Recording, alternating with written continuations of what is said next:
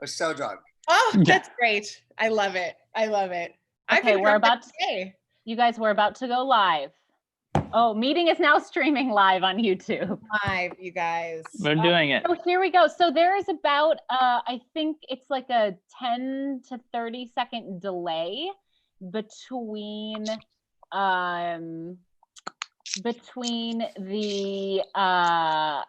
what we're seeing and what the audience is seeing. So if everyone can just know that. Also, I have an infant on me, and so I may have to. We get it. You made a baby. And it was just me. Really brag. Just you by yourself.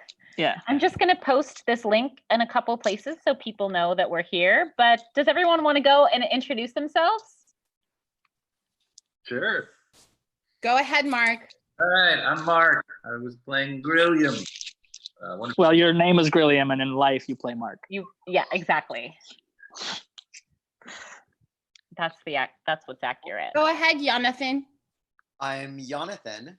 Sometimes pronounced with a hard J, Jonathan. Oh, but only sometimes. Yeah. Tourmaline.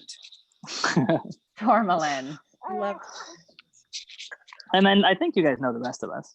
No, introduce yourself, Yuri. I'm Yuri. I play a meat, but also I co-wrote, and directed the show. Yeah. Hold on, still posting that we're live. Live, Talkback. Should I say who I am? Yes. My thunder, like always. Your hair is so fabulous, though. I know. Thank you. It's very young Julia Roberts, right? It's so good. It's It's like, when she was the hooker in that movie. It's like that. Yeah. Pretty Woman.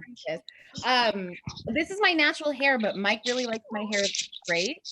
So I keep it like that because, divorce. Yeah.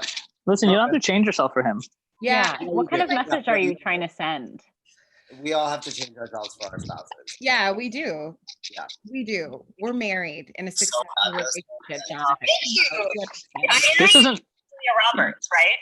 It's so good. It's when she was the hooker in that movie. Okay. Yeah. You what? Why are we hearing our own? What's video? happening? Oh, it's my fault. Okay, I have to make it quiet on my screen. I like how Angela said that so accusatory, and then it was her fault.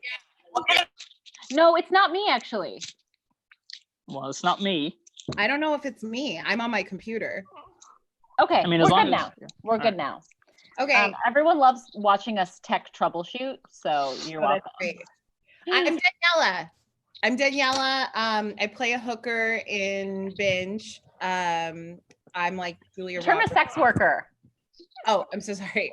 God. I play a sex worker in Binge because Jonathan demanded it. Listen, I have a tiny list of demands, but that was the top of the list. I know. It was number one. I get it. Are we waiting for the others? No, I think we can just jump in. Okay. Is Dash wait? Dash and Justin are coming, and I think Zach and Emma will be coming as well. So let's start with if anyone on our YouTube Live has questions, but I also have some questions from Instagram that we can answer if we want to as well. You can moderate, Angela, I feel like this is your show and we're just people living in it, Oh, God. Particularly Mark, who is literally forced to do this. I know, forced against his will. Act. Will you tell us about Grilliam? Let's start there. Yuri, do you want to start? No, this is your, what's your character background? And I'm sure you did all the work. Yeah, you journaled, exercises. Right. What'd you say? I feel like you based it off of a lot of the people you know from Canada. Well, specifically, he's based on everyone I know from Canada. My wife grew up after when she was 11, they moved to Canada, and so we go there often and visit. And yeah, he's even from a place near where she grew up.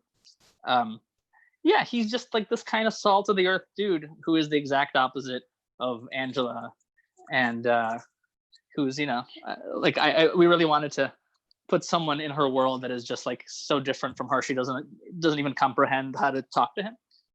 And yeah, plus Mark is from a small town in Texas, so it's basically the same thing. Yeah. Basically the same. I mean, he built that bed, you guys. He did. That's a real, yeah. You built Yeah, the bed was written into the show because Mark built it. And then I jumped on it after he specifically asked me not to jump on it. There was definite pure frustration in that moment. I said, like, I actually told her not to like land on the bed hard because I was like, I haven't tested this thing yet. Like, I have no idea what's gonna happen. Like, when you sit on it, just kind of sit on it like gingerly. And so then she landed on it really hard, stood up and jumped on it. I was just in the moment, you know, I was in the moment. I was in the character. I got carried away. Can we talk about the fact that Mark is set up in the room with the bed, so it's his background? Yeah, the bed is behind him. Just sort of subtly showing off. Well, this is not office too, so. This What? Okay, so Amanda wants to know, what do we have to do to see the full Grillium vlogs? Those are it, really. You know, I think Mark the just has joke to start a channel if he wants, if you want to see it. Yeah. The joke really is that everything you're seeing in that video is what he puts out for some reason. That's why Kate's like, he knows he can edit it, right? And our sort of internal discussion was that he thought he was making art. So he was like, you know, she disrupted me, but that's like life. And I'm just going to put it out there. Yeah. Oh, Justin is joining us. Oh, Justin. Catherine wants to know the moment at the end where someone screams at Angela to put on her mask. Was that planned or an actual passerby? That was Justin. Actually, it wasn't Justin. It was Justin at first, but then we replaced it because it was kind of hard to hear him. And it's his brother. It's Justin's brother yelling it. Yeah, but it's written in the script. Justin, your camera's not on. Oh, sorry. I'm here. What a background. What? Oh, that's just my default background. So. I like Jonathan lurking behind your shoulder there. Yeah, I put you there. Like, there we go, right there. Yeah. Justin, you shaved. I did. You look so handsome. I know. I look. Justin, did you cut your hair? Yeah, way shorter than I wanted to. They like went real. Yeah. Wow, that's really weird, dude. We'll have time to grow out in this next. In the next wave. Exactly. Yeah. Yeah. I was tempted to have to grow it long, but I just couldn't. I could not deal with it. I'm a big fan of the long hair. Yeah, just the bird's nest of hair. Mm-hmm. Sorry, Jonathan. Yeah, you should do it. It looked really good on you, Jonathan. You should. Jonathan, why don't you grow yours out? Yeah. You know what? I actually was forced to when it was like already going. The show that I was on for years, and they were like, "What would be funny would be if you stopped cutting your hair." And so I did, and it's. Oh, that's mean. Oh, and that's when you found out that it wasn't growing. No, it grew. It just grew like this. So it was like, imagine this being very, very long, and there's lots of people say like, oh, I saw you on Friends, and my God, your hair, and it was like right after that. Like I saw you on Friends when we were rewatching it with our first baby. We were like, Jonathan's on Friends. Jonathan's on everything. Jonathan played Chandler on Friends, and nobody's aware. Yeah, no one remembers. It's so weird. For the first season. But then they switched it out. And nobody noticed. And they were like, we need a thinner, hotter Chandler. Yeah, a less sarcastic Chandler. That's right. Yeah. Okay, we have a question. I want to know about the future of Binge. Like, at the moment, what's your plan? I want more of the Angela Frodo story. Who wants to field this question? Go ahead, Angela. Really? Because I don't know if I know the answer. What's the future of this? I think we know the same answer. Okay, so we've got our, 45,000 from crowdfunding that we haven't touched. And we are probably going to we wrote a feature before COVID happened, before all of this happened. But now that we've created these COVID episodes, it'll probably adjust what that feature wants to be. We're not really sure yet. Are we going to see Angela begin recovery? Yeah, because we haven't really gotten into what it's like to try to recover yet. So we don't know exactly what that story is going to be, but yeah, it's, it's been interesting sort of doing this story in these really weird chunks. Like the pilot just kind of exists by itself, and then no one wanted to pick it up, so it was just there. And then we did this, we needed to create an arc for these 3 episodes that we created in quarantine. So it put us in this weird position where we couldn't like do too much character change because we haven't actually told the like story we had been planning on changing yet, if that makes sense. Am I saying that correctly, Yuri? Yeah. We had to like tread carefully to not tell too much story because there's still more story we want to get into. Yeah. So hi Dash. Hi Dashel.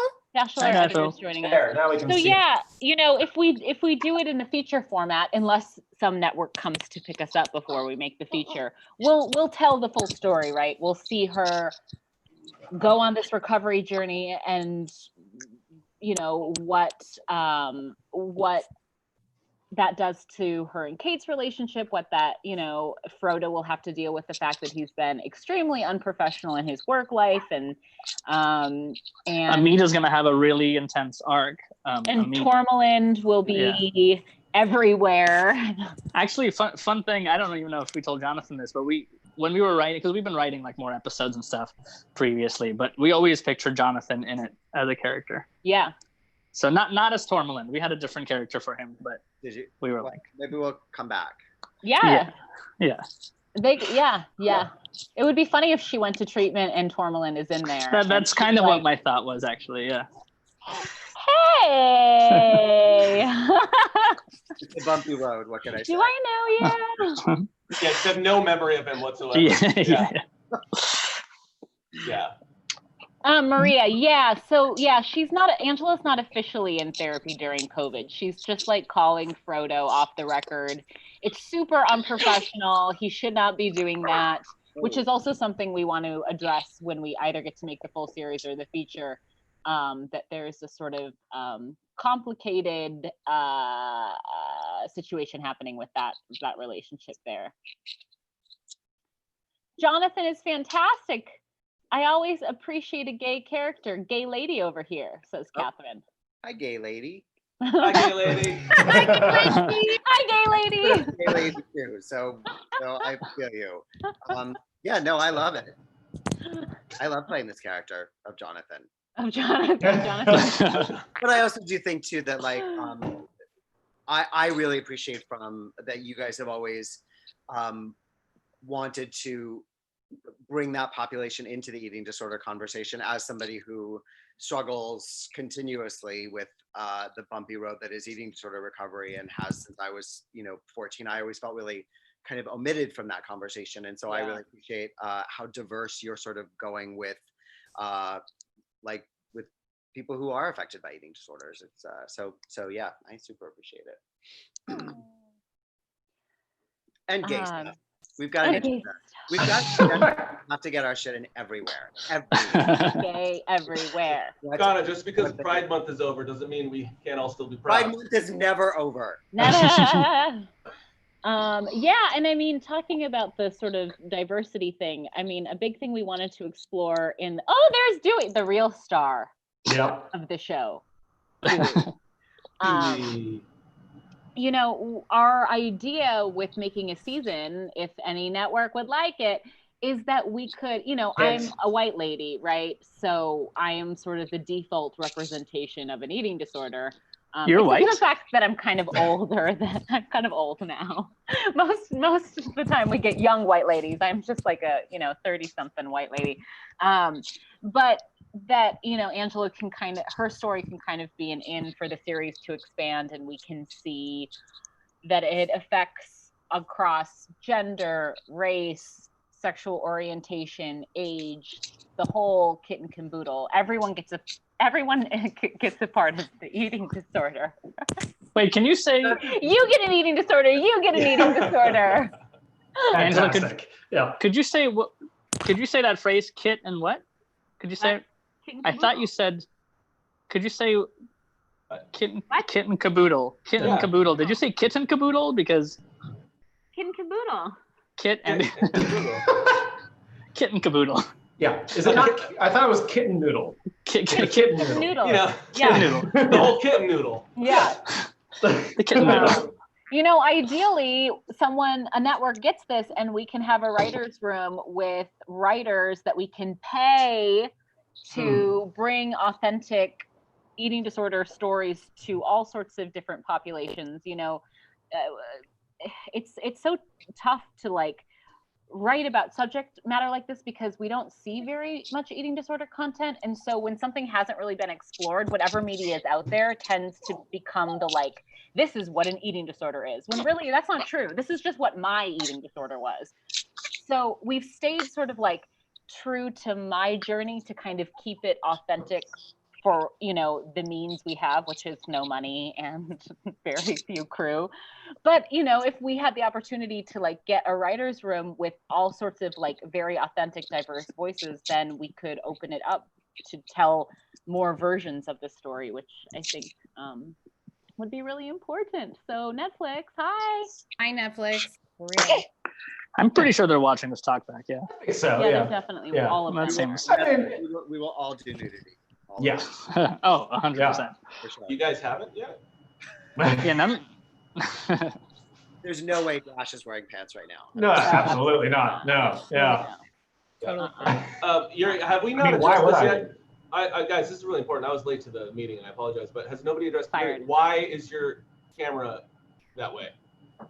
I'm on rollerblades. Oh, okay. Uh-huh. Oh, nice. No, No, I have a very small child But who won't sleep. I'm But saying just is everybody's rocking doing the everybody's I doing think he's more landscape. saying landscape. Yeah. Everybody's Oh. doing landscape, and you Thank got to you. be different, and it's Yeah. ruining my whole grid here. Okay. Are you happy? Oh my It's God. There we harder go. to hold It's harder to hold. I love while you also have an Really. infant. Yuri's moving Nice. so much because he's rocking a baby right now. Yeah. Yeah. Also, side note, Donnie, your hair. Wow. I know everyone loves No, I have it. to. Beautiful. I have to flip it again. Sorry. You're God, so- my hair's I crazy. knew you were gonna say that, Justin. Justin Yeah. always said he liked my hair. We've known each other a very long time. Justin always told me that he loves my hair curly. Always. Gorge. You guys. Yeah. Well, it's not that I like it a lot. It's just I don't hate it as much as I love when it's straight. Justin, Hey, I think that you're really It's beautiful. because you just take it, you bring it back to reality. You you take me up and you bring me down. I gotta keep you level, keep you You're grounded. like, we have a really important question. Erica G wants to know if Justin is a Virgo. Oh God, I didn't think you were going to say Virgo.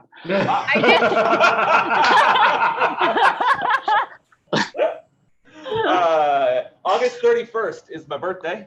Wow. So that Good does guess. not make you a Virgo. No, It does. is. No, Oh, it does? Yeah. He's a yeah. Virgo. Whoa.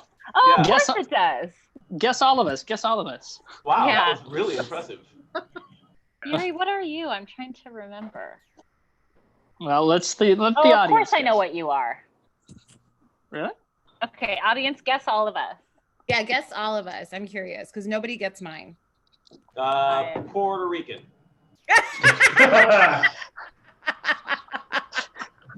Yeah. What are the lesser known zodiac signs? Oh boy. Oh boy. Nobody. Daniela's the girl of like 1,000 ethnicities. You know, I'm a girl. They're like, hey, she can be Persian, she can be Puerto Rican, she can be Brazilian. Mhm. I love it when people are so convinced. They're like, you're not Italian. I'm like, no, really, I'm Italian. No, Hear me say pesto. pesto.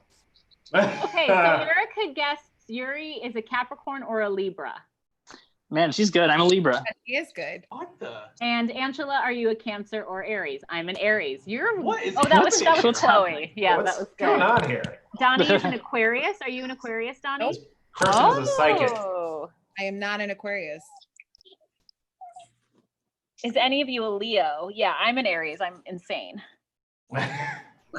No offense to Aries, but also you get it if you're an Aries. I do remember you, Jacqueline. I'm glad you joined us here today. Jacqueline comes to our Sunday supports, or which are now Friday supports.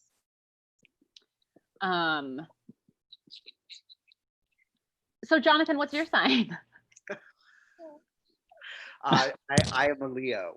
Oh, you are a Leo. Oh, really? I'm like a weird So Leo. we've got a Leo here. I am like a Leo who's like never wants to like leave the house or be around people, which is not a very leonine quality. We're supposed to be super gregarious and social, and I'm like really going out after 7 p.m. on a weekend? Why? Like, so I'm that Leo, but I'm also very old, very old. Jonathan You're is like actually 70, dad. 80 now, right? I Oh am my God. close to that. I am Yeah. super old. Yeah. I'm closer to 70 than I am to 30. No. We're all We like, all got, doing re- math. we all got Yeah. really quiet. Yeah, we're like, huh. Oh, what is that? That you guys have to look forward to as you you feel like, oh, I'm sort of okay for my age, and then you realize like things like that. And wait. So yeah. Yeah. You're welcome. Dash, what are you? I am a Virgo. You're a Virgo. But I'm right Virgo? I'm right on the cusp. I'm like almost a Leo. Okay. Yeah. And wait, Donnie, you're what? I didn't tell you yet. You didn't tell us yet. Yeah, we have to guess. Someone has to guess it right. Are you like a Sagittarius or Scorpio? Or a Man, this Gemini, talkback is or a thrilling. Leo, Orange. or yeah, or a or an Nope, Aries. guessed it yet. You're not an Aries. Nope. No, definitely. Gemini? not Aries. Nope. We've guessed all of them. Yeah. No, you didn't. She's what? Pisces. She's Guys, this real. She's this keep real going, like my baby's trying to interesting fall one. asleep. You've probably never heard of it. Yeah. I'm a Cancer. She's a really obscure one. Oh, you're a Cancer. Yes. I mean, you've definitely been a Cancer on my life. Oh my God. Hello. And what do you think about Mark? I feel like Mark's is obvious. I don't I'm know bad at signs at all. Like I wouldn't know anywhere. Yeah, I don't know signs very well. Yuri, why Libra. are you crying? Libra. He's a Libra. Yeah. Is he Just a lumberjack? I feel like Mark is a lumberjack. He's a lumberjack. Why is Yuri crying right now? He's just having a rough time, Justin. He's You know, trying to be a dad to 2 babies. Yeah. Listen, man, we're all going through a lot. There's a lot going on in the world, so he just needed a moment. Yeah. Should we keep talking about astrology or should we talk about Binge? I don't know. I think don't really astrology is care more our either game. way. Yeah. Yeah. Yeah. Okay, let me bring up some questions. Well, okay, I'm going to ask a question. Donnie, will you talk about Kate's arc in this 3 episode? We got to see a little more from Kate's perspective. Yeah, sure. I think that Kate in this, a lot like myself, is super struggling with being confined home, and then also being, this is not like myself, being in a relationship that she doesn't want to be in, because I love my husband. Mike's watching this. He's like, Yeah. what? I know Mike was the guy that I cheated on a meet with. He was in the background. He did so good at the acting. He was he was so funny. And he took his shirt off for us. I was really surprised he took his shirt off. I was really surprised. And also I wanted him to kind of show his face because my husband is Asian and I wanted some representation there. But aren't you Asian? No. Oh, shit. But I have gotten Filipino before. I swear to God. Okay, I see that. Yeah. In 2020, haven't we learned guess the ethnicity is a game we don't play anymore? Oh, I get it. Literally all the time. That happens to me all the time. It does. I have actually gotten in 2020 that twice in a written email in work, people have told me that I've spelled my name wrong. My last name. And Wait, hold on. I swear to God, my last name is Diorio. It's an Italian last name. Yeah. D-I-I. And I have received within a week of each other 2 of my colleagues that work on different coasts. So they are no way affiliated with each other. They said, oh, by the way, you spelled your last name wrong. Did they have a reference? No, that's what kills me. Are they straight guys? No, 2 women. No one offense, guys. You guys are great. No. I totally get it. Yeah. We're idiots. Yeah. Don't No, worry, it's I'm fair. not. Yeah, that's a fair assessment. We assume we're correct at everything.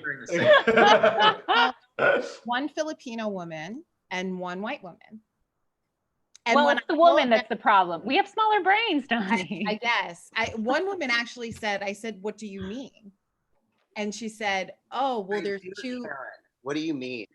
Yeah, exactly. I said, well, there's 2. She said, well, there's 2 I's in your last name. And I literally, this is all over email. I said, and? She goes, yeah. Oh, well, maybe my eyes are deceiving me, was one of the females. I think that was her now freaking out, being like, oh shit, how do I dig myself out of this? I will Yeah. say, because one of the I's is lowercase and one is capitalized, usually, I thought your last name was Delorio forever. And part of the problem. No, actually, no.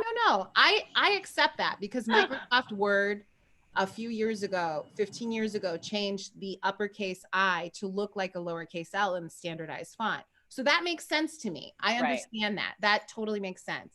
But in my email, it's not capital because of that reason. It's 2 I's, lowercase I's, because I want everybody to have that, if they have to get a hold of me at work. Yeah. But no. So unfortunately, that isn't the case. In any case, Kate.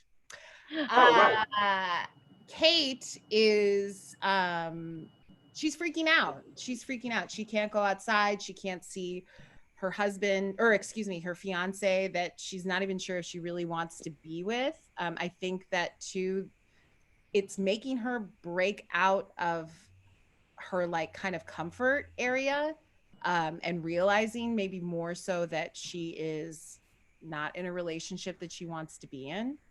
And because this kind of like threw a wrench in her plans, she's having to deal with a lot of things that she doesn't want to deal with. And because of that, she's sleeping a lot, because a lot of people don't want to deal, when they don't want to deal with things, they have a tendency to sleep and be depressed. Yeah. So I think that it kind of, and this is me, I don't know if this is what you were going with, but when she said that she like wanted to go back to the days of, being in college and like just going dancing and like eating Taco Bell and just hanging out, it's kind of like she wanted to go back to the days of just like randomly, because she only made out with the guy that she brought over to the house. She just wants to go to the days of just like making out with random guys at the club. No responsibility, coming home, sleeping in until whenever she wants, not having to like, think about another person during this horrible pandemic that we're in. And I think that she's going to realize later too that she doesn't want to she just doesn't want to be in a relationship. I think that that's kind of what her thing is. And that's why she breaks, because she can't deal with her own shit and also Angela's shit. She's been such a constant force, and she needs some help. Which I'm curious, and I don't know if you guys know this, but I'm curious how you guys are going to take that, because I don't foresee her like breaking up with Amit right away. But I do think that I wonder how she's gonna be when she actually like gets back to Amit, and like how if she's gonna, because you did dabble a little bit into depression with her, and sometimes depression and eating disorders go hand in hand. So I'm curious if she's gonna dabble into her own, mental disorder, whatever that may be. Yeah, it'll be interesting to explore what's next for all of them. Catherine just wrote something that I think is interesting. She thought it was interesting that Kate said she couldn't deal with Angela, but clearly wasn't ending the friendship. And I really like that too. We got, so for some viewers, it was really hard for them to watch Kate kind of go off on Angela. But as we were writing it, their friendship had kind of devolved into a place with like a lack of boundaries and a lack of like personal responsibility. And so it might have been harsh a little bit what Kate said, but I also kind of felt like it was a really healthy choice for her to say, I need some space from this friendship for a minute. And also too, like, just like any relationship, I'm big on this, but like, you have to do a give and take. There has to be like a compromise. And like, in any of my friendships, I feel like, I can call up any of my friends and be like, I'm freaking the fuck out, which I have. And, please help me with this, like, because I need help, or I'm just going to lose my mind. And, they know that they can call me as well for that. But I don't think that, I know that Kate wasn't getting that. And that's like kind of why she kind of reclused and was like, I like can't deal with anybody. And it doesn't Kate- seem like she has, I don't know, this is my perspective, but it seems like, you know, Angela's her best friend and that's kind of it. Like, I don't really foresee her having like a big group of friends. Mm-hmm. Kate is the most divisive character in the show. We get Yeah, comments it's of people being like, interesting. I hate Kate. Yeah, And other I people are love like, Kate. I Yeah. totally get Kate's point of view. Yeah. I think because a lot of people put themselves into Angela's shoes, and so Kate feels like a villain sometimes. I But, get it. Yeah. I get it. I don't And I don't have a relationship like Kate does with a friend. You know, I can only imagine how that is, and I'm lucky to say that. well, I met the woman who you're based on once with Angela while we were writing something, and Angela was like, "Hey, we're pitching or writing whatever," and she was like, and Angela was like, "Remember when we lived together?" And da da da da, and your friend was like, "Yeah." The thing is and Megan knows this. It's kind of like loosely based on my friend Megan. We've said this to each other. Megan's one of the only friends that we have screamed at each other. Like, we're not really friends. We're like family at this point. Like, we feel like family. Like, we fight like family. We go months without talking and then reconnect without any water under the bridge, like fam. You know, like sometimes there's a certain, when you've been through so much with a person, it's like there's a level of love that you know you're going to get past it, even if you have to put it on hold for a minute. And I kind of feel like that's what's happening with the two of them. And the thing is, we meet them when they've already been friends for years and years and years. years. So when we see their fights, I think as an audience, we're like, oh, this is it. But it's like, they've probably had one fight like this every month or something. So it's yeah.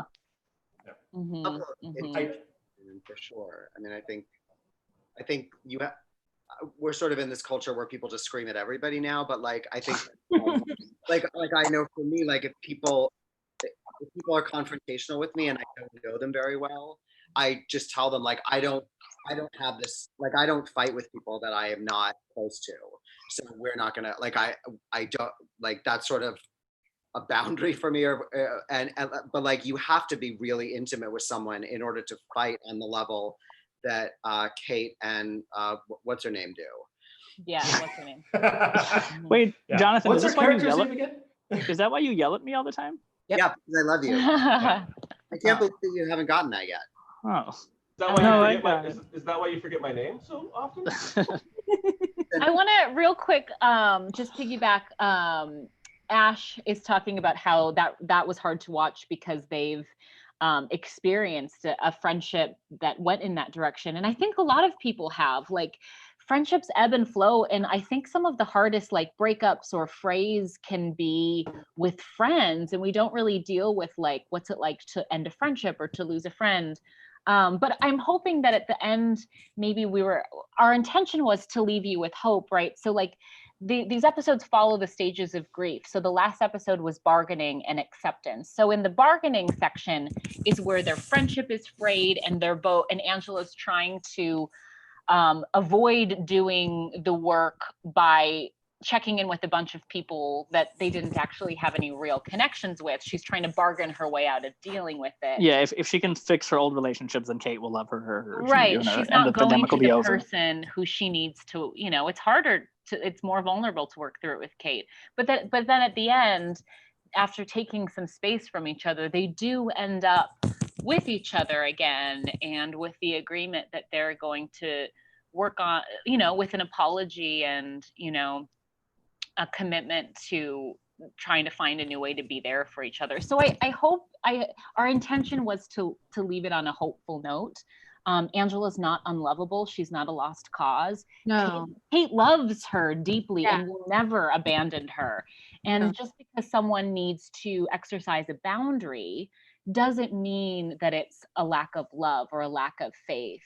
And I think part of Kate's exercising her boundary triggers Angela to realize that, oh, if I want a life that's worth living, I have to face this stuff, because the way that I'm existing is hurting the people that I care about and hurting me. But it's a delicate balance, right? Like none of us ever want to leave the audience with a feeling that if you have an eating disorder, if you have a mental illness, that you're not lovable, that you're too much. I felt too much, so much in my eating disorder. But my true friends, the true healthy relationships, those people never abandoned me. Even if they needed to exercise space, even if they needed to, have their own boundaries from time to time. A boundary is an act of love, actually. So, if any of you watching are feeling like you're too much for your friends, I know that feeling, and your real friends will still be there for you. And just because they're going through their own shit, they're taking care of themselves, that doesn't mean there's something wrong with you. I hope I articulated that okay. Yeah, that was really well that was great. Because I know that those scenes were really difficult for some of our viewers to watch, and they were difficult for me to go through when I've gone through those moments. And I'm sure anyone who's had a fracture with a true friendship, that it's hard. It's really hard. Oh, baby. Yeah. Yeah, I really love that scene as sort of the catalyst for what sends you on the journey, like to kind of like start sorting your shit out, basically, right? Like, and it is because it comes from someone that you truly have a connection with and care about. That it's this kind of like you've never, like, even in the pilot when we have her sort of like break up with you, it's not the same as this moment where she just unloads on you with all this truth. Like, she's never really called you on your shit like that before. And so I think that like that sets you on that journey, and it's just like, it's difficult and painful, but it's sort of like a wake up moment that I really enjoy in that scene. Yeah, and I think I even saw, I forget who said this, but I saw some comment about how she says all this stuff, but she doesn't like end the friendship. And I think that is a marker of your guys' relationship, is it's just like, she's trying to get through to you, and like, and I think that even gets like kind of put together at the end too, where it's like, things aren't just fixed. It's not like magically better, but you guys are going to be working towards something. Yeah.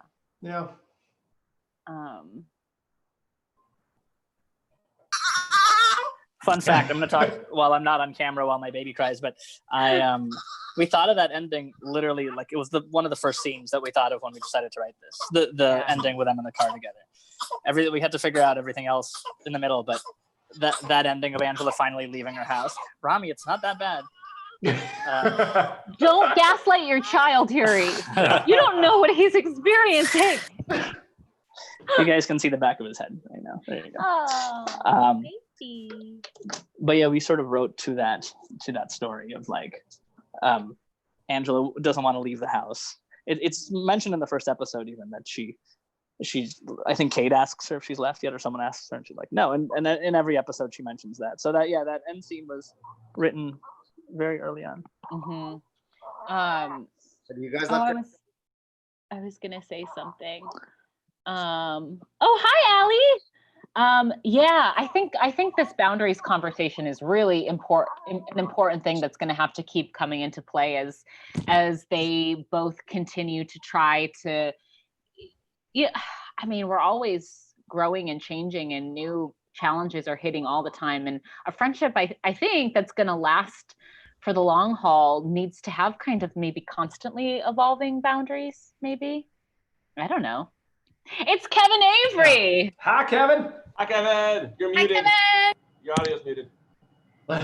It's Doug Pat. What a rookie. Hey. Look at that beard. Is that a new? I know. That's a handsome beard.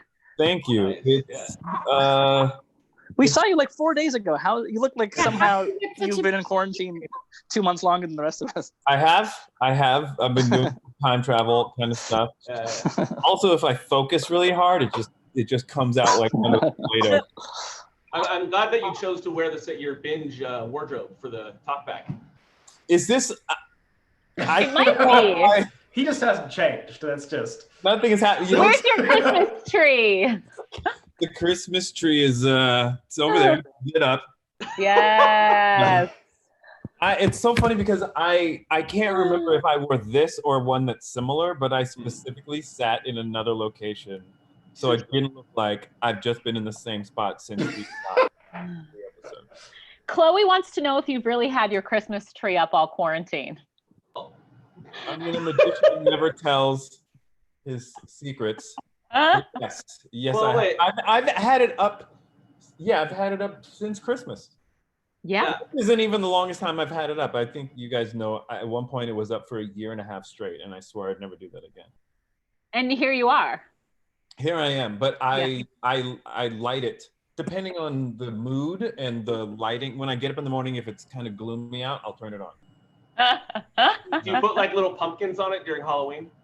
I do not. I don't have any Halloween decor. Oh, okay. But people have recommended that every sort of month or other month I decorate it. You should put firecrackers on it for 4th of July. I've had it up with the firecrackers. Or Light it on no fire for firecrackers 4th of and July. people, yeah. Light it on fire. Light it on fire. You know what? That sounds good. A good Christmas right. tree burn. A controlled burn. Yeah, just like a nice controlled burn like our country's going through. Yeah. You call Is it it a a controlled burn? controlled Yeah, I don't know if it's so much a controlled burn. I think we officially passed the point of control. I feel like that's what I've heard.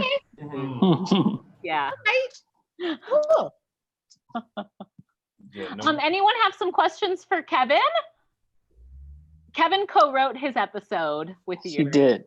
Jonathan almost co-wrote his episode, but then he just went through and changed all of the lines to be for Jonathan. He literally did that. I said Jonathan, because Jonathan's a great writer as well. Yeah, And I was like, Jonathan, you know, I sort of wrote it in his voice, and I was like, change anything you'd like. And then he sent us the script back with the same dialogue, but he changed all the Angela parts to his. And it to his credit, it was much better when it was only It was him. much stronger. Yeah, yeah. Why didn't I think of that? That would have been easy, just to change. Right? Just change it all to you're talking to yourself. Yeah. Way better. Yeah. So Kevin, what inspired you to write the episode the way that you did?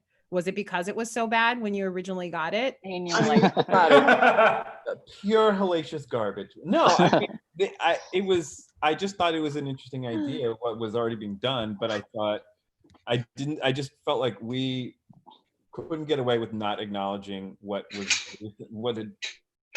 is currently transpiring, and that I see what you're asking me. Have white people been calling me to ask if I'm okay? Is that what? Oh, actually, did any of us call you? Did any of us call you? but I didn't call you, and I'm sorry. Also, none of you called me, and I'm annoyed about that. I don't know how Your Christmas tree's been up for like 3 years, so I've just assumed that you haven't been okay for a very long time. we gave up on you a while Yeah. ago. Yeah, standard setting, just not okay.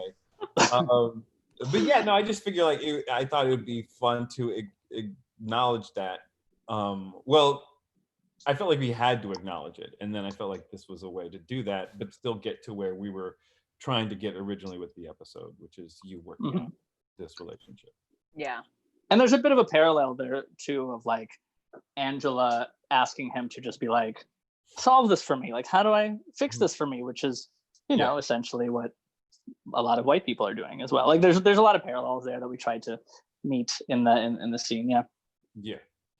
Yeah, and I mean, not that that's you know, a lot of people have called me and said, hey, are you okay? Or just for you know, people are calling you all the time for years, just asking you if you're that's Because of the Christmas tree. yeah, the word on the Christmas tree is out. So but yeah, I don't know. I think this would I haven't gotten a call from an ex doing anything like this. That's early on. That's that kind of the thing, people reaching out to like exes or old like, hey, what's up, buddy? I think so. Oh, that's a dog. What were you saying, Kevin? I don't know. I'm trying to think if I got any of those calls. Any of those calls? Any of the old flame calls? Or... Yeah. Did anyone get any old flame calls during quarantine? No. Connected with some people that I haven't talked to in a long time. Yeah. Who like, you know, had varying degrees of relationship with. And it's like, I think I slept with some of them, but it was a long time ago. So is that an ex? No, not necessarily. Sort of. As much as you were an ex to Like, Yeah. you were more of an ex than you were to Angela's character. Yeah, like by Angela's standards in the series, yes. Also, Jonathan, Shannon wants to know what your cat's name is. Oh, this one is Floyd, but there have been like 4 of them walking in and out of there. So yeah. We have a question. Why did Kevin's character thank Angela when she admitted she called to make a shitty apology about their relationship and not to make a weird white guilt speech? Lesser of two evils question. Oh, yeah, no, that was just a little button on that episode, right? Just I think he was thankful that it wasn't another call, and it was just for something completely different. It was just a regular kind of shitty and not an extra kind of shitty. And by the way, not that all the calls have been it's shitty or anything. Right. I've had varying degrees of friends reach out to me. Mm-hmm. Some are people I talk with or regularly, and so I appreciate people calling and reaching out. And then some from people I hadn't heard from in a very, very, very, very long time. And it was kind of like, what? That was weird. But yeah, so it's not like I was rolling my eyes every time I got an email or a phone call or whatever. So. Yeah. Well, okay. So what made you roll your eyes? What type of email? What type of call? And what was their name? Yeah. What was their name? And if and you what have a was their photo. address? Yeah. Yeah. Who can we put on blast here? I did get a text. I got a text from somebody who just out of the blue stopped speaking to me. Like we were texting, we had a phone call.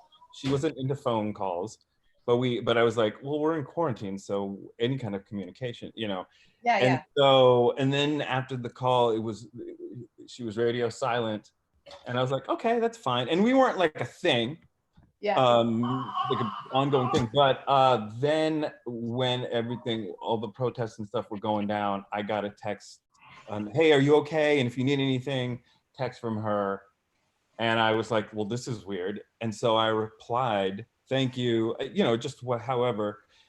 And then I did not hear from her again. Radio silent immediately. That was a bit of an eye roll. Oh boy. Oh my God.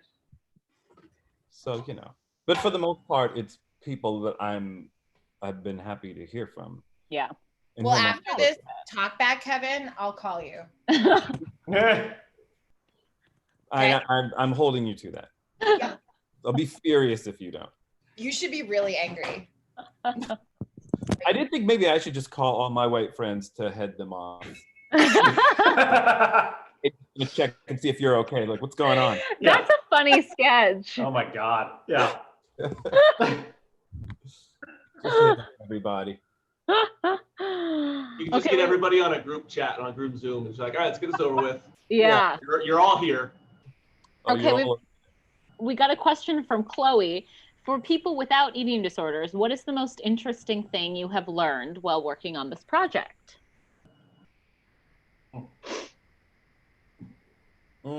Nothing.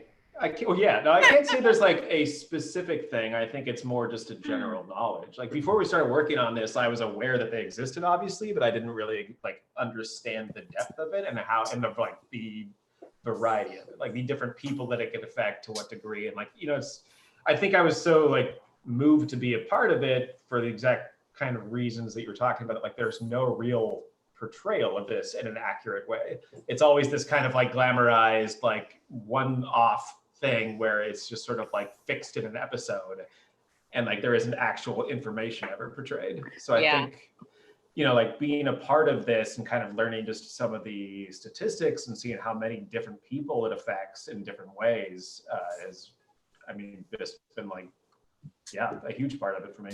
Mm-hmm. There's a line in the first episode where Angela says, this is in the 90s, no one has an eating disorder anymore. And I think when Angela was telling me her story, that's sort of what we talked about briefly, like where I'm like, I haven't heard anything about it since I was in high school. We had like people come to our assemblies and be like, do terrible sketches about eating disorders. Yeah. And then you're like, well, I guess you just talk to a counselor and you're cured or something. Yeah.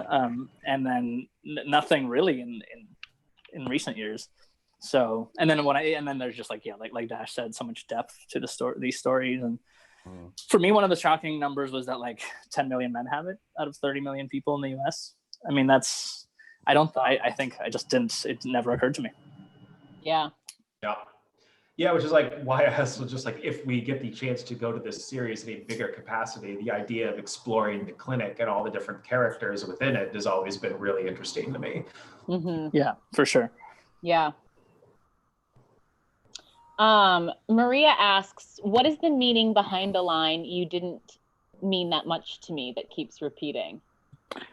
I think the big thing is that Angela's calling people who she just didn't, they were like blips in her life. She's not calling anyone who actually mattered to her or really to them. Like, yes, Zach Taps says that he loved her, but probably he didn't. Probably it was an infatuation. But yeah, I think she's just like, Kate tells her something, and instead of dealing with Kate, she goes to deal with a bunch of strangers, essentially people she hasn't talked to in years, hoping to get some kind of, it's okay, like that's all right, I'm not mad at you anymore, and then she would feel better about herself. I think with Angela, she knows what she needs to do. She just doesn't actually ever want to do it. Like, it's like a nerve she doesn't want to push on, So she's always kind of rounding it, but never dive. That's why she never admits that she has an eating disorder, because if she admits it, then she has to deal with a bunch of other stuff completely unrelated to her eating disorder.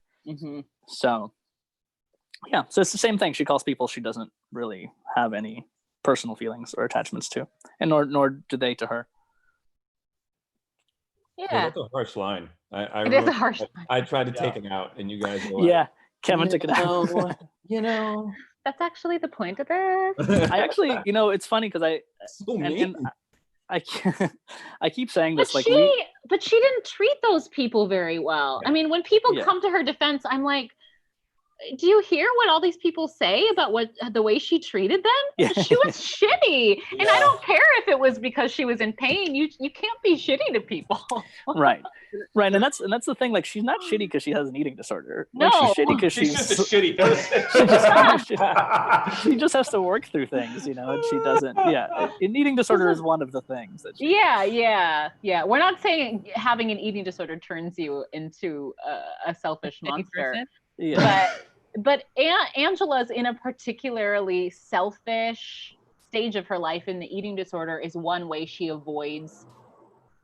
An eating disorder is a symptom, right? It's like, it's a way for her to avoid dealing with real feelings, dealing with real conflict, dealing with real connection. And so in addition to her eating disorder, she also kind of does this to people. Stay away, come here, stay away, come here, stay away. And I don't know, I think she needed a little bit of a wake-up call. Well, I have a question. Okay. This might be too personal, so tell me to shut up. Shut up. Shut it.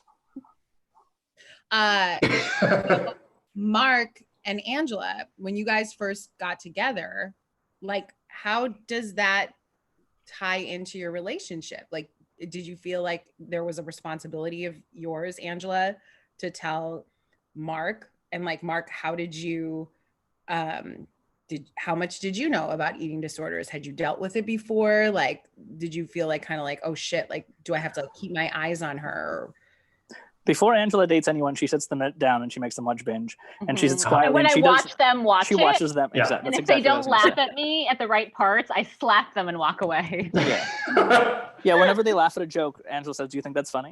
You think that's really? You think that's funny? Was that funny? Yeah. You don't have to answer that if you don't want to. So I totally get it, because that's a personal thing. I think it's. I mean, Angela and I have known each other. We met. How many years ago was that? 7, 8, something like that. Mark, can you get closer to the computer? I can't hear you. Yeah, of course.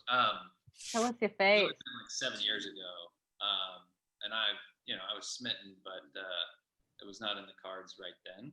So, I mean, I followed her on Facebook and stuff like that, so I had seen some of the content that she had been working on, so I already knew that she had an eating disorder. I actually have a family member who has one too, and a good friend of mine is an eating disorder therapist. I kind of know a little bit from that, but it was, but I don't have like the personal story of it. So talking with Angela, sometimes I probably was careful at first when we first started dating. Mhm. But I think that was also just you're careful when you first start dating someone in general. So I don't know. How was it for you, Angela? Because that's a Yeah, how'd he do? I mean, he did okay. No, I mean, I think part of like making this show, I just kind of assume everyone knows my history when I meet them now because I constantly self-promote. But I think I honestly think that the trickiest part, and you can tell me if this is right or wrong, Mark, has probably been in quarantine, just like, you know, I'm doing good in my recovery, and it's still more stressful being stuck in a house with food all day and being bored and kind of, you know, it makes it harder, I think, for everyone, regardless of if you had anything that's sort of diagnostic. So, you know, it like I've had some resistance to like cooking meals together and like planning, you know, planning things out, like having to kind of plan out a lot of weeks of groceries. Some like that was really stressful for me. And that was like a new part of recovery that I hadn't ever had to deal with because we lived down the street from a grocery store. So if we want something, we just walk over and get it for that meal. So having to think like about meals for a lot longer originally was made me kind of, but you know, you were patient with me and we kind of got through it, I think. I mean, you're always so open and honest with me about what you're feeling in those moments. So it's like for me, it's like just listen to you and like, I mean, when you tell me this stuff, I'm always like, oh, thanks for letting me know, and you know, let's make it work in terms of what works best. Yeah. So yeah, I mean, I do remember like early on when you telling me about grocery stores or something like that in terms of like how that can be a stressful experience, and I was like, oh, I'd never thought about that before. Yeah. I mean, you think about the eating disorder being, you know, and that's like y'all were saying, the depictions of eating disorder. It's like you have this, you know, 20-year-old memory of some movie in the 90s that you see, you know, and you're like, oh no, there's a lot of other experiences that are stressful. That lead up to the depictions you see. So, but yeah, that's a really great question. Yeah, yeah. Thank you. I didn't know if that was like too much No, to ask. I mean, There's a little. Oh wait, what were you gonna say, Mark? Oh no, I just like I really appreciate how Angela, you know, talks to me about it. You know, how open and honest she is about it. So. There's a little bit of discussion happening in the comments here about this idea of like having a shitty friend or being a shitty friend when you're in your eating disorder, and yeah, I do think it can happen, right? I mean, all I can speak from is my experience, and I just sort of wanted to say a couple things about that. Just that for me, when I was in the worst of it, my life just became so small because all of my energy and focus was on my shape and what I was putting in and taking out of my body. And so as a sort of result of that, I had less space and emotional energy for the people in my life, and being constantly malnourished, regardless of how much I was eating, because you can be malnourished at any shape, any size, with any caloric intake. My patience was low, I was depressed, I was anxious, and all of that contributes to the way that you interact with the world. So, you know, they are linked, but you know, people with eating disorders aren't inherently shitty people. I just want to make that. Angela, Yeah, I think. Go ahead. Okay, I was just curious for your character in the show. Do you think her eating disorder is more about her looking at her body image and being like, oh, I don't like how I look, or is it just like more of a sense of like I have control over something? I think for her and for me, like it's all sort of wrapped up, and it's hard to know which came first. It's easy to say. I mean, we live in this like very diet culture, fat phobic, there's one type of way to look to be accepted sort of thing that's really toxic and prevalent. And so that happens, but also like, you know, I think as I sort of grew up, I started to use that as my main coping mechanism, as a way to like control chaos and feel like I had power. And for me, I don't know if this is how you felt, Jonathan, but like, as I started to like use food as my main coping mechanism, it started to like grow. And you know, all of a sudden I woke up and that was like my only coping mechanism that I had left. And it sort of became like the default way to deal with sort of any sort of life stress. I don't know. Yeah. Jonathan. Yeah, totally. Muted. I think, you know, there's so many, like, for me, like I've been asked that question too. Is it like because you don't like the way you look, or because you know, because I've been a long-term relationship with someone who doesn't have an eating disorder. It was really interesting to listen to you guys talk about that. And we don't really talk about it because I don't really like to talk about it with him. I talk about it with everybody and I'm so fun about it, but I don't really talk about it in my marriage. Because it's because I still have like some of that like weird shame about it. And because he's the person who will see when I'm having a rocky day, and I don't want him to go, what did you just see? You know what I mean? I don't want to have that conversation. And so, but I think, you know, we have to deal with food. It's unlike any other kind of addictive substance that's out there. The restriction of it, or the overconsumption of it, or whatever the it of it is, we have to deal with it. It crowds out it for me. It blocked out everything. It like blocked out the sun, and like I don't think I've ever been as narcissistic as when I was in the center of my addiction. And it wasn't because I was a shitty narcissist, like a bad person. It was that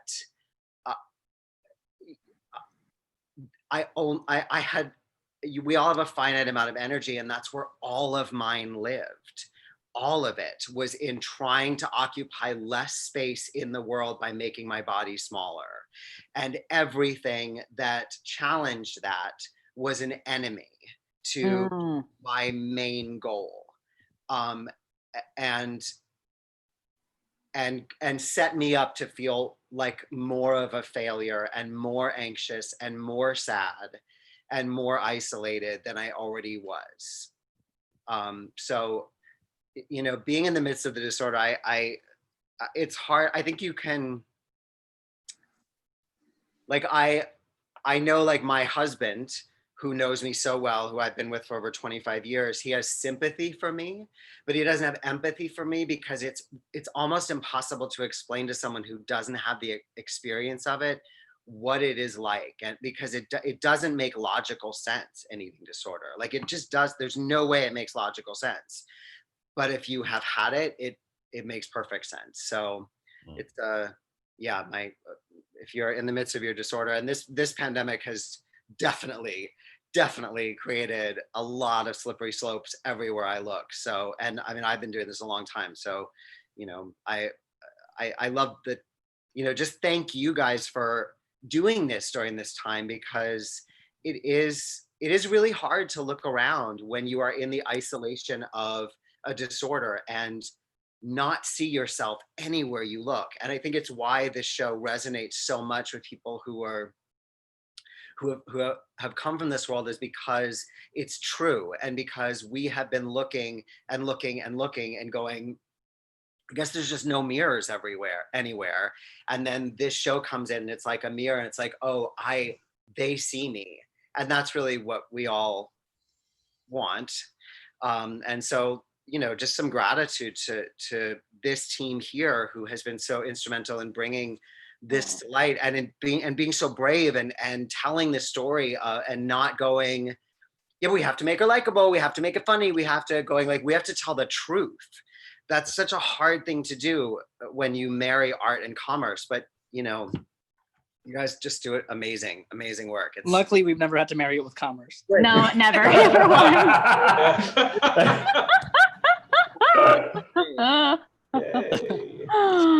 Aw, thanks, Jonathan. Thanks, We'll Jonathan. pay you for that speech later. Yeah. just to add to that. Right. But really, like, just, you know, like somebody else with an eating disorder who's a little bit on the outside of this project, I love being involved with it. But it, you know, from the second, when you guys sent me the first link, it took me like 2 weeks to be brave enough to watch it, because I knew it was going to push some buttons for me. I knew it was going to be hard for me. And it was, but in such great ways. So thank you. I wanted to add to that, saying that, like, you know, obviously dealing with the eating disorders within the show, and just everybody else's issues that they're dealing with are so focused on mental health, and the fact that during this pandemic, mental health is kind of taking a toll a little bit on a lot of people. Everybody's just stuck inside with what's in here, just like that's it. You're not distracting yourself by going out and hanging out with friends and doing stuff to just like, you know, get through your day and not think about the shit that's storming up inside here. But now everybody just has to deal with this, and I just think that these episodes and the show in general is just such a good thing to watch right now, because it's really just focusing, it's just zeroing in on that and how you should deal with it. So I don't know, just wanted to add that. Yeah, I think it's also why I especially love the ending, is because we didn't like try to wrap it up in a neat little bow. I think that like when you first showed the script to us, you were like, is this too much? Like, is it too like sappy? And it was just like, we kind of hit that right blend of just like, I mean, besides just what everyone's kind of going through with eating disorders right now, but like what everyone's going through in general of just like dealing with everything that's happening in the world right now. It's like it's not resolved. We're all still dealing with this. And I think it was important to hit that in the ending, where it's like, you know, they're not okay, but like they're trying to move forward how they can. And I just think it creates such a beautiful moment where especially we just get to see like Angela and Kate kind of come back together and do what they can to like build their friendship and deal with the world and the shit they're going through. Yeah. And it's a testament to the actors who made the script way better than it was when it was written at first. Like the scene with like Angela and Frodo, the last scene, the big one, where he's super drunk. I was really worried about that scene because it was because that was like the lesson was delivered, and you know, you didn't want to be like, and the moral of this story is, but Ryan Frodo, he's drunk in the script, but the way he plays it is so amazing, and there's more improv in that scene than normal, I think, and you guys have this amazing chemistry, and I remember I was just like watching the scene while you were shooting it, just being like, this is so good, like it just like it feels like I'm watching a real conversation. And you made that scene like shine, because I think again the script was okay, but I think it's a testament to like the whole. I mean this about the whole project, like the actors that we have like a wealth of, we're spoiled by the talent we have. Like I know, especially for how much we can pay them. Which is nothing. Just being like, hey, Kevin, come write this scene and act in it. Like Kevin is, you know, an amazing writer who wrote for Two Emmys. Night, who has two Emmys. Two Emmys. If Kevin lost one Emmy, he'd still have another Emmy. He'd still have more than any of us. I don't like where this conversation's going. Kevin's like, I'm out. Later when I call you about my white guilt, don't worry about it. Right. And Jonathan, who's super talented as like, and his literally whatever it is that you do, Jonathan. Every TV show of all time. Just went away. You watch any sitcom, Jonathan is on it. Yeah. Yeah. Well, actually, we were fans of Jonathan before we ever met Jonathan. Like, I love Better Off Ted. And oh my God, I'm not gonna say anything. Friends, I love. Oh yeah. That one, I only like that episode of Friends. That's the only one I like. I'm a huge fan of that one episode. Yeah. You had a lot of hair in that episode, right, Jonathan? Yeah, a ton. Okay. We already went through that. Yeah. Right. Yeah, we already talked about that. And just like Angela and Daniela and just I feel like everyone is so, Mark, like we're just so lucky that like we would rehearse for like 10-15 minutes and then shoot it and, you know, take an hour or two to knock these out. While everyone's under stress and doing a million other and handling, you know, how to survive during this time and dealing with their own shit. And it's you had a baby, right, Gary? I had a baby. This last episode was rough, I think, on everyone. It was just like Angela and Mark.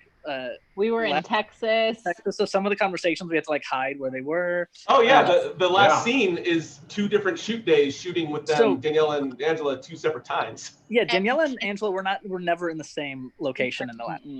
And Angela, remember, she was like, you guys, you have to start filming.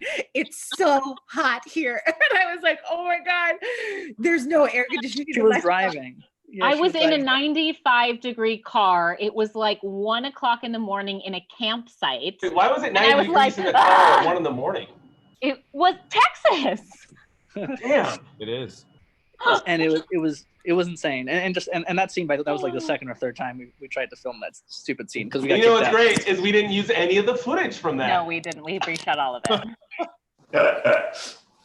Yeah. So anyway, it's a testament to the actors we have that these 3 episodes worked. I think everyone is amazing and should be famous. I mean, some of you are famous, but the ones who aren't need to be famous. Yeah, work on that. Everyone could be more famous. Everyone deserves to be next level. Yuri was super relieved that Mark's a good actor because he was like, I'm going to write him in. You tell me he's good, but if he's bad, it's your fault. Hey, my husband jumped around with his shirt off. Okay? Yeah. I knew the level of talent that Mike had as an actor. For Mike, it's like, do I have to talk to them? Will they know my name? Like, Mike is so private. He's so not me. And he's like, will they know my name? Will they know where we live? Will we show them where we live? And I'm like, could you just? And did he look at the description of the video? Because we did put your address in there. Yeah, of course. Yeah. Too. Like, also his social is on there too. Yeah. But yeah, we threw Mark into the fire. We were like, here's some monologue and here's a bunch of scenes. And yeah. And also, Angela's going to be screaming in your apartment for a month and a half straight at 10 o'clock at night. And replacing all your equipment and destroying things. And Hey, but a lot of lady fans, middle-aged lady fans, Grilliam. Yeah. I mean, my mom keeps talking about you. He is very attractive.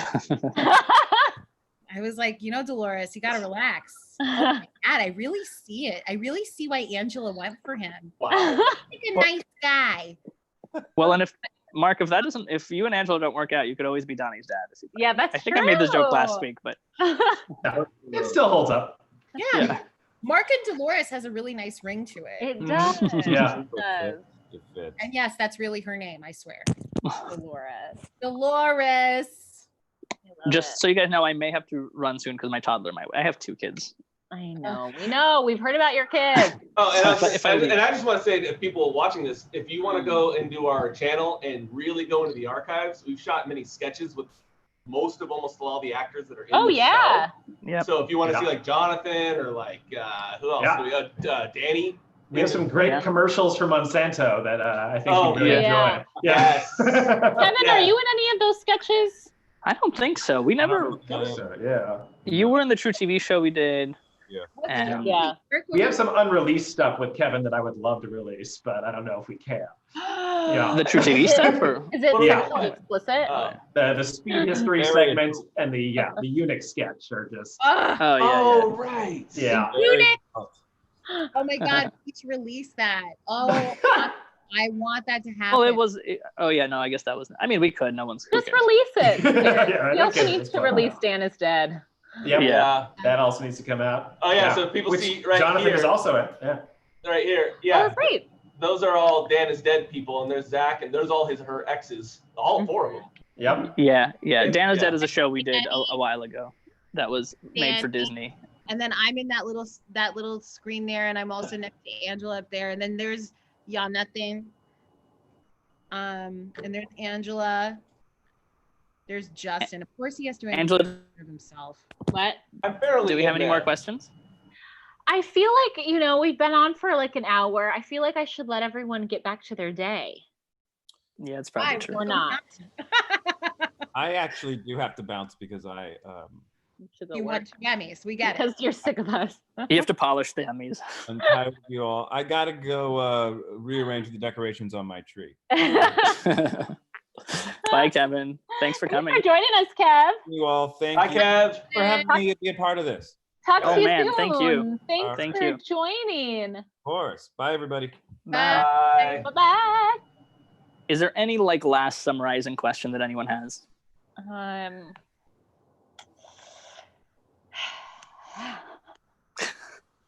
We're also tired. Just why?